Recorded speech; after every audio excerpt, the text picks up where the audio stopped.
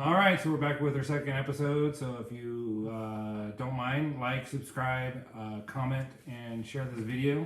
If there's something you want us to talk about, we will.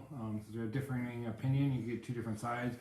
Like I said, we started this to open a conversation because we're not supposed to talk about certain things, or they want us to keep us apart and not get two different sides.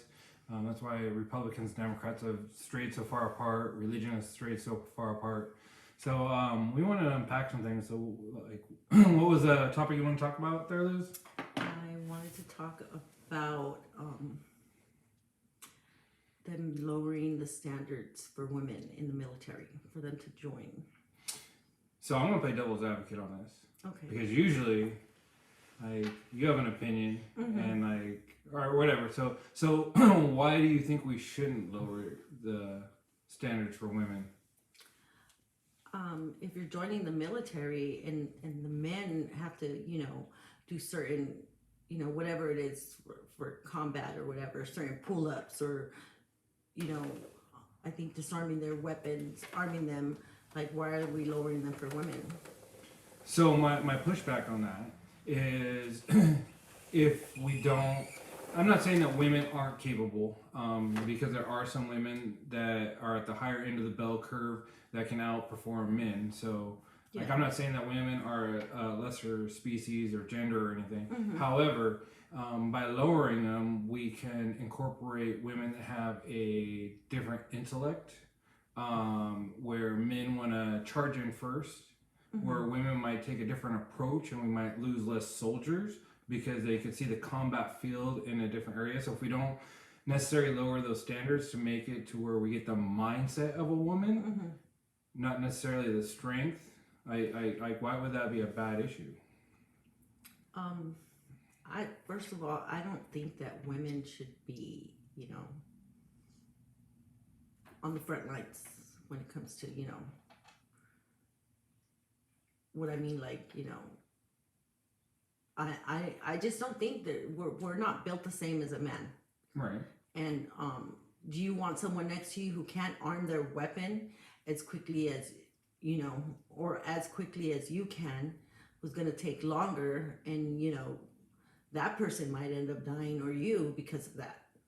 So I don't think that necessarily, for me, right, and this is all opinion, because I've seen some women being able to assemble guns pretty damn quickly, get everything. Of course. I think where you're trying to go with it is being able to carry a rep pack or carry out a soldier. Definitely. And like there was that video or that tweet where that one military, when the whole thing came out, where they wanted to make pregnant women uniforms for the Air Force, which I didn't understand, because when you're pregnant you shouldn't be fighting anyways. No. So why don't you think women so if a woman, and I'm not saying they can't, if a woman can have the same strength, the same dexterity and everything, why would you be against a woman being on the front line? I think there's very few women, it's a small percentage of women that can do that.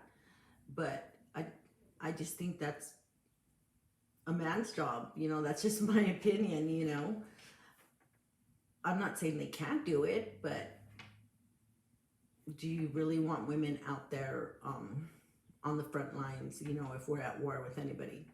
So this is where I believe there's a gray area, right? Because what you're talking about, from what I hear, right, is you are taking a Republican approach, because it's not necessarily a Democrat approach, because Democrats think inequality and equity and all this other stuff, where Republicans want to protect. I shouldn't say Democrats don't, but the original reason why I heard people didn't want women on the front line is because they bear children, right? We want to protect. We don't want our women. We don't want our mothers, our sisters, our daughters to be out there. We rather sacrifice our men, because women procreate. Yeah.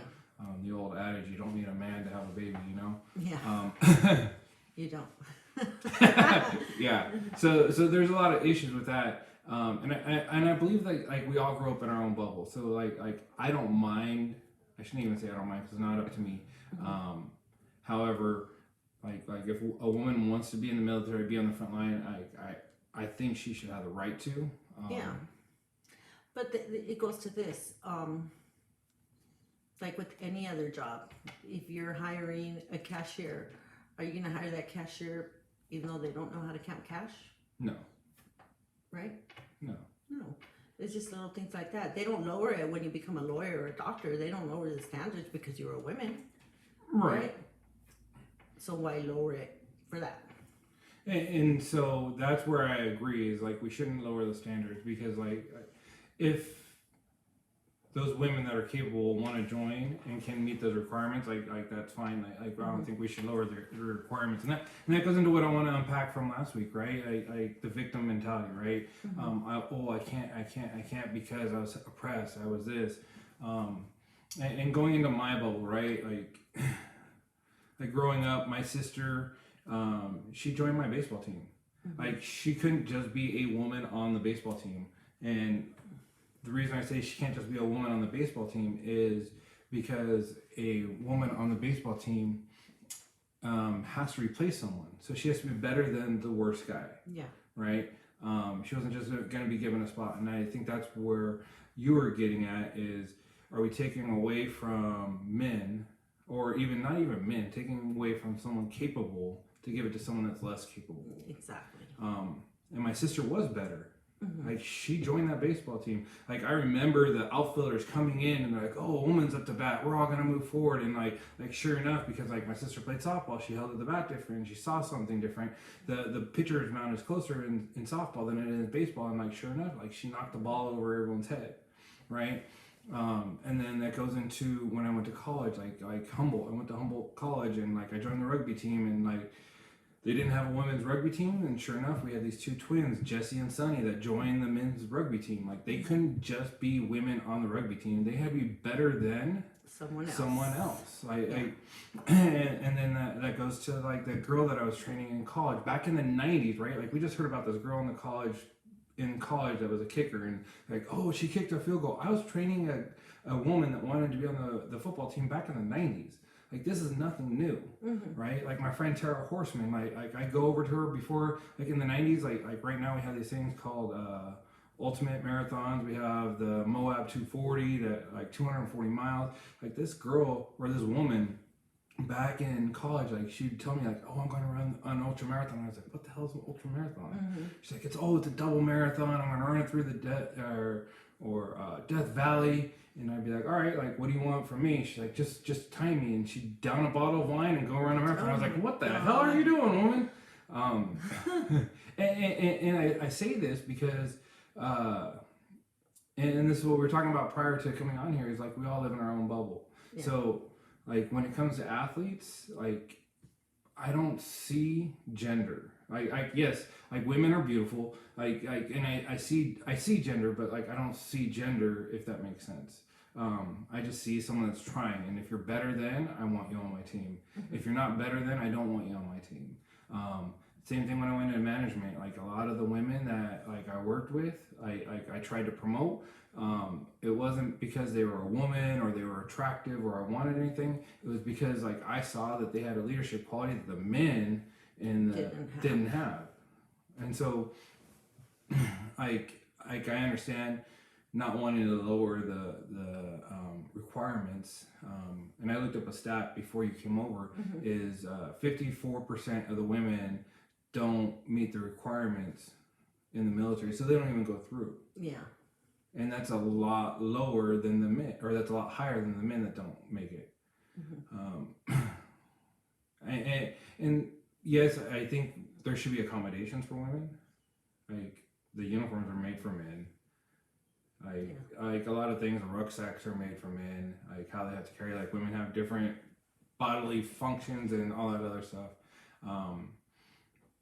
So beyond the lowering of the requirements, you just don't think women should be in the military at all? Not in the front lines, not like in combat. I don't think so. I mean, there could be a really good woman sharpshooter, for other stuff, but I mean, they have, nurses in the military, just other things. I just don't think a woman should be out there with the men, with all this extra gear, shooting at, enemy. So you don't think that's setting women back? Because like women want equality. And so we've had this conversation where you're a very independent woman. You do what you want, you say what you want, you have no regard for, I shouldn't say no regards, you say it without any inhibition. So by putting those limitations on women, you can't do that. Aren't you taking away their independent? Don't you want equality for men and women? That's the word you're using, equality. But if you lower the standards, where's the equality? Okay, so if we don't lower standards and women make it, you still don't think they should be on the front line, though? Well, that's just my opinion. I don't think they should, but I mean, that's what I'm saying. Why lower the standards? Let the ones that can do it, go through if that's what they choose. So you're fine with women being on the front line if that's what they choose, just as long as the standards aren't lower. Yeah. So you do want equality, like women have to meet the same requirements as men and all that other stuff. And that's where it comes down to is like, I don't understand the diversification that we're seeking in the military, in the boardrooms. I forget what company it was, but they just hired a law firm, and they said they don't want to hire any law firm unless they have 15% of billable hours to blacks. And it's like, don't you want the best lawyers? Like, what if the most billable, like, what if they're billing like 100% of the hours to black people, but they're the worst lawyers? Or what if they're hiring or only billing like 10% and only 10% are going to blacks? Because then, that goes with what is it, affirmative action. Like they should always hire the candidate who has the best qualifications, whatever it is, because then basically you got two people, one could be Hispanic, one could be black, and you're going to give it to the black person just to meet your quota. And that people, so isn't that suppressing the Mexican person? It's suppressing everyone. There you go. And whether they're Asian, Mexican, black, whatever, you're just taking away from having the best. Right. And so I gotta bring in personal experiences because I remember once I graduated high school, there was this guy that was becoming a firefighter. Tall, lanky, white dude. He met all the requirements, but they said we can't hire you because you're white. Because they needed affirmative action. Yeah. Right? And I don't understand affirmative action because how good would you feel? And this doesn't go for blacks. Like, I'm not talking about blacks. I'm not talking about Mexicans. Like, no specific group. With affirmative action, how good can you feel about getting something that you don't know if you got truly on your credentials or based upon what you look like? Exactly. Like that takes away everything. When I'm sorry to bring in Biden, but like when he said, "I'm looking for a woman of color to be my vice president," like that's great. Like you want a woman of color. However, what if she is not the best person for the job? Yeah. Right? Like, don't you want the best person for the job? Because it could have been an Asian woman of color. We're all women of color, whether you're Asian, whatever. It could have been somebody else. Why did it have to be a woman? And that goes back to and not to put down Democrats or Republicans because I think they're both flawed right now. If they want someone of color, why did they pick the oldest white dude to be their leader, right? Like Kamala Harris dropped out before California even came in to vote, right? Like we had Tulsi Gabbard. And she's a military vet. Like she would have been great on foreign affairs. Yeah. Why did you guys? I shouldn't say you guys. Why did the Democrats choose an old white dude? And that's where I'm confused. We want diversity, we want equity. I believe in equality of opportunity, but not equality of outcome. And I think that's where you're coming from with not lowering the standards. Yeah, a woman should have the opportunity to do it, but not everyone has the same outcome. Yeah. If you can't perform, then, that's like when they hire lawyers, are they going to lower the standards for that? And that's what's coming. Are they going to change the test because you're a woman? Perfect example, right? Like, I don't know if you heard, it was back east. I want to say in Minneapolis, maybe it was somewhere else, but there was a student that graduated, or was supposed to graduate high school this year. He got a call, or his mom got a call from the principal saying that he was not going to graduate because he's only passed 3 classes in the past 4 years. Wow. Like, and he's a black student, right? And like, I only bring up the race because of the equity and equality and all that stuff. What's happening is they're passing off these students because they're afraid to flunk them because of everything that's come into play. And the sad thing is he had a .06 grade point average, and he was in the top 60% of his class. So how many other students haven't even passed classes? The mother didn't know because the school wasn't calling him. But once again, we want a lower standard, and I heard it the other day, and it sucks. And like I don't want to bring racism into this, but what's happening is we're starting racism again, right? Columbus College is now having separated graduations based upon income and race. Oh, that's stupid. And not flunking students because of their color. You're afraid of the repercussions. Like there was a college professor that was talking about some of his best performers were blacks. However, it's sad when he sees that the majority of his poor performing students are black. He got fired for that comment. He was not saying that blacks were not capable. What he was saying was he didn't know how to help those lower performing students. But everything's becoming about race. Like segregated dorm rooms, like segregated. Like when are we gonna have segregated military? Yeah, no. We're going into a place where like people like Martin Luther King and Malcolm X tried to get us out of, right? Brown versus the Board of Education, Rosa Parks. Like did these people die for nothing? Well, this goes back to that cancel culture, right or wrong. They want to, remove monuments. We're not going to put these shows on TV anymore. So basically, they're trying to erase things. So history will repeat itself. And so, like, I want to look something up real quick because, like, I looked it up the other day and it bothered me because I look at things as a circle, right? Like there's left and there's right in politics, and what's happening is when you move so far to the left or so far to the right, you end up at the place you were trying to stop. And so when we had our past president, everyone was calling him a fascist, and like we got the Antifa, which is supposed to be anti-fascist, which I think is actually anti-First Amendment, and it says fascism is a form of far-right authoritarian ultra-nationalism characterized by dictatorial power, forcible suppression of opposition, and strong regimentation of society and the economy, which came from the prominence in the early 20th century. And like, although they were saying that Trump was a fascist and that all the Republicans are fascists, what's happening is, like, take out the word far right, like everything beyond that is what's happening right now in our cancel culture. Like, you can't say this, you can't do that. They're oppressing, and they're oppressing. And like we're lowering our standards or they want to lower the standards for the women in the military. Like all of a sudden we're going to be looked at as a weak nation. Yep.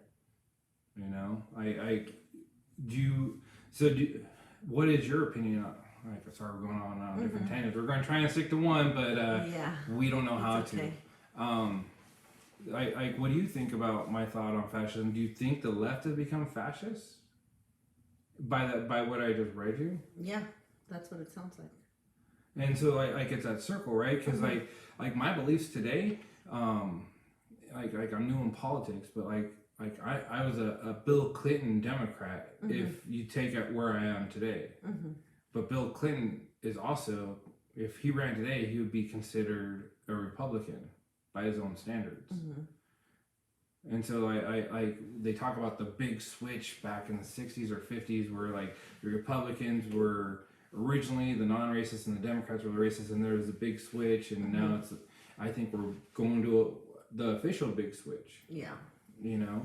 And that's why you have to always listen to both sides. you know. I mean, we have these diehard Democrats and diehard Republicans, but if you're not willing to be open-minded and listen, then we'll never be able to agree and come, you know, as one.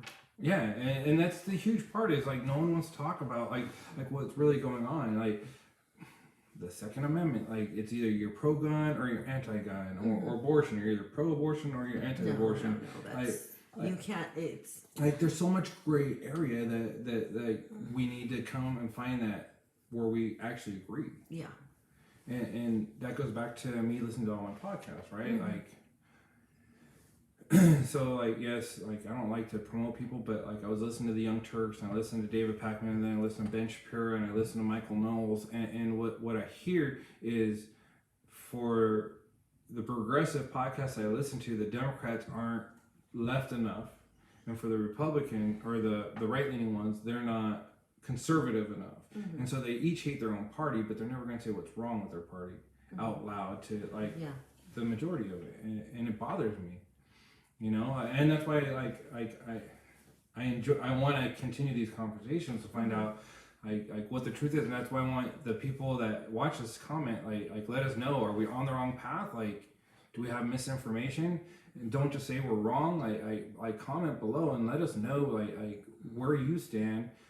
What topics we need to talk about, because we differ in a lot of opinions, and we want to get to a better understanding. Because if I don't understand why my reasoning, your reasoning, like thinking, or like how am I ever going to change my opinion, or how am I ever going to empathize? You know, like I was a hardcore pro-life, and like I'm still pro-life, but like it's pro-life for me. Yeah, for you. I'm pro-choice, even though I'm a Democrat. Well, Democrats are pro-choice. No, I'm yeah, they are, but like what I mean is like Republicans are, you just said you're pro-life, right? Right. But, okay, so, I mean, you don't have kids, but if you had a 12-year-old child that got raped, do you think that child should be forced to have a baby? And that has not been, you know, the little girl's not developed yet, you know, and, you know, I think no. And that's where the gray area comes in, right? Because even in religious doctorate, like there's certain reasons to have abortion, right? And people use religion like, oh, you should never have abortion. And yes, I'm pro-life. And the reason I'm pro-life, and this is personal, right, is in college, like I got my girlfriend pregnant. She had an abortion without me knowing. Yeah. Like I had no say in that. Like I willingly laid down with her. I knew the consequences laying down with her. I had no choice in that. And so I how dare she take away my child? Yeah. Like I understand it's her body, but it's my child. Yeah. Like I had no say, and so that's why I'm pro-life. Like women are going to do what they're going to do. However, like why can a man not have an opinion and a choice? And so like with that 12-year-old getting raped or the incest, like I understand abortion in those aspects.